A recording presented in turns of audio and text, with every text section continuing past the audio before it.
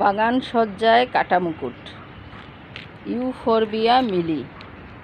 দেখুন কত কাটা, কাটার মধ্যেই কিন্তু ফুল ফুটে অনেক সুন্দর।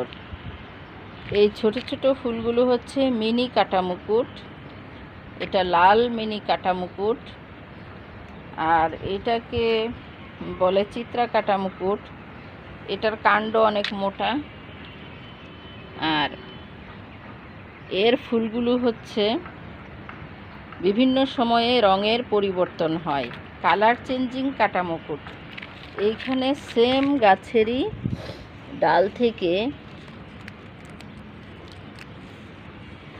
একই গাছের ডাল, এই যে একটাই কাণ্ড থেকে এই ডালটা বের হয়েছে।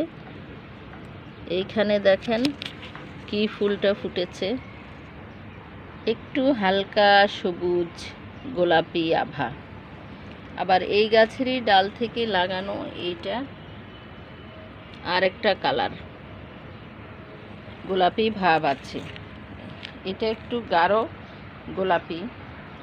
আর আরেকটা গাছ হচ্ছে এটা, এটা ছোট ছোট গাছ, গোলাপি ফুল।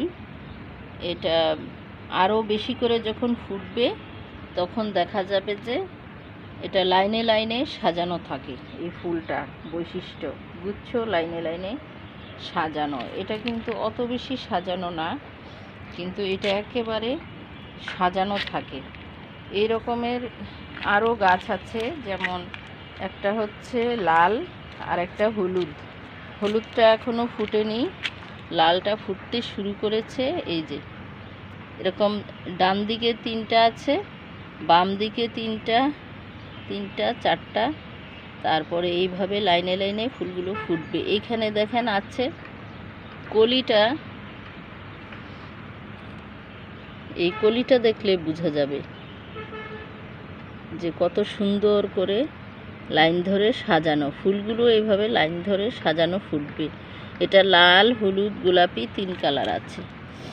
এটাও লাল, এটা একটা গোলাপি, সুন্দর সাজানো। এগুলো যেই কালার সেই কালারেই থাকে, তবে অনেক সময় বর্ষাকালে কালারটা হালকা হয়ে যায়, সবুজ হয়, হলুদ হয়। আর এই গাছটা দেখেন ফুল নানান রকম।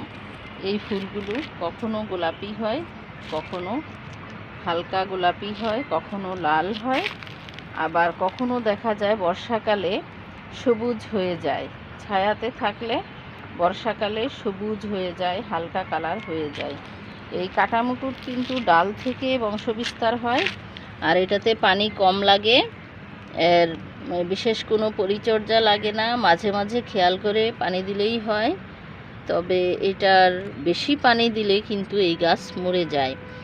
বেশি পানির কারণে কাণ্ড পচে যায়, কারণ এই যে কাটার এই কাণ্ডের ভিতরে প্রচুর পানি থাকে। আর দেখেন এই যে নাড়া পড়ে ইয়াটা ভেঙে গেল, কলিটা। এখানে সাদা যে কষ এসেছে, এই কষগুলো বিষাক্ত। আর এখানে যে গাছটা আছে অনেক দিন আগে এই টবে লাগানো গাছটা, হয়তো পানি বেশি হওয়ার কারণে বা পুষ্টি উপাদান কম হওয়ার কারণে একটা গাছ মরে গিয়েছে।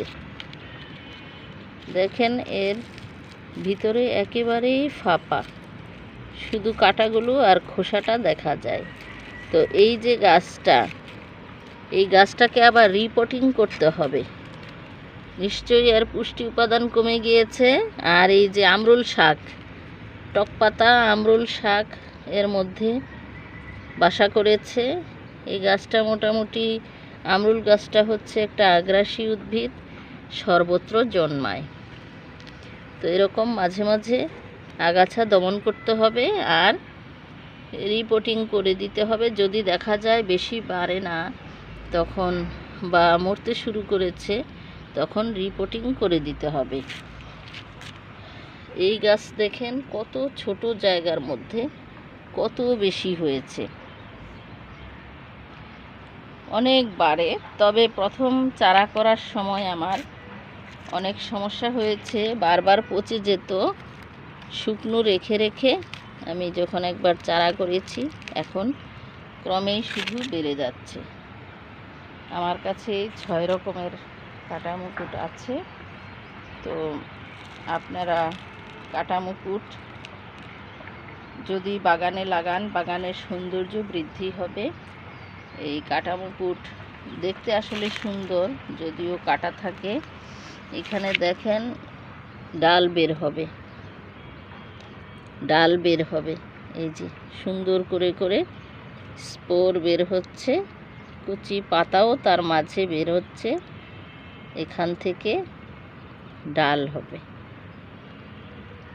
এটা ক্রমেই বংশবিস্তার করে, অসুবিধা নাই, আপনারা লাগাতে পারেন। তো আপনারা একটি ডাল সংগ্রহ করে লাগান, বাড়ি সজ্জিত করুন। ভালো থাকুন। আল্লাহ।